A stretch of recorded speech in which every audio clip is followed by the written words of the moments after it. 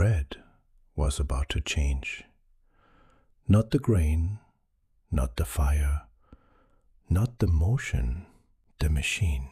For thousands of years, bread was made by hand. Every city, every empire, the same hands, the same stones, the same motion. A baker woke before dawn, ground the grain, shaped the dough, fed the fire. It was slow. It was local. It was human. And then the world accelerated. The first mills were powered by water. Rivers turned wheels. Wheels turned stones. Stones ground grain. More flour, faster, cheaper. But the change was still small, still local, still bound to the river. That would not last. In 1784, a steam engine was connected to a mill in London, the Albion Mill. It could grind 6,000 bushels of grain a week.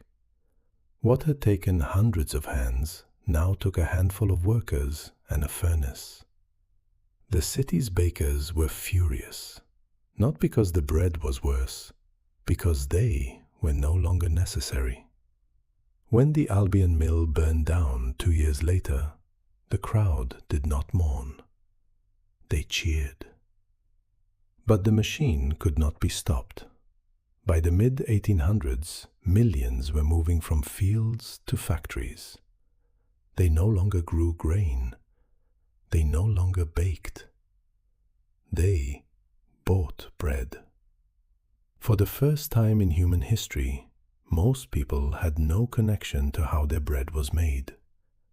Bread had become a product. And products have prices. When the price rose, the poor felt it first. Always. In 1800, bread riots broke out across England. The same pattern, the same hunger, the same streets. Ancient Egypt, Rome, France, England. Different empires, same bread, same breaking point. Then came the next transformation, faster than steam. Chemistry. In 1961, a process developed in Chorleywood, England, changed bread production forever. Less time, more volume. Longer shelf life. A loaf that once took a day now took 3 hours.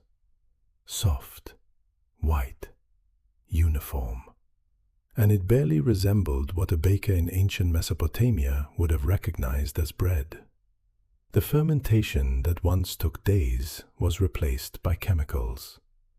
The sourness that told you the bread was alive was processed out entirely. Bread had been made faster, cheaper, more available than ever before. And yet, something had been lost. Rates of sensitivity rising, digestive complaints multiplying. A generation that could not eat what humanity had eaten for 14,000 years. Not because wheat had changed, because the process had. And so the wheel turned again. Small bakeries reappeared. Sourdough starters were revived. Long fermentation came back. Not as nostalgia, as correction.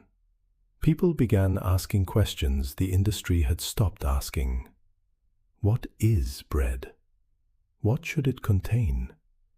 How long should it take?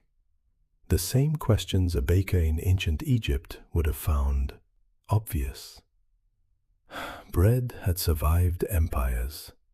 It had outlasted every civilization that rose on grain and fell when it failed. And now it was something else entirely. A choice. In a world where bread could be made in 3 hours or 3 days, the question was no longer who controls the bread. it was something quieter. What do we want bread to be? The wandering had ended, the cities had risen, the machines had come, and the bread was still here. Grain to stone, stone to flour, flour to water, water to fire. The motion unchanged. Across 14,000 years of hunger, power, revolution, and industry, the motion unchanged. And the story of bread is still being written. In every kitchen, every factory, every field, right now.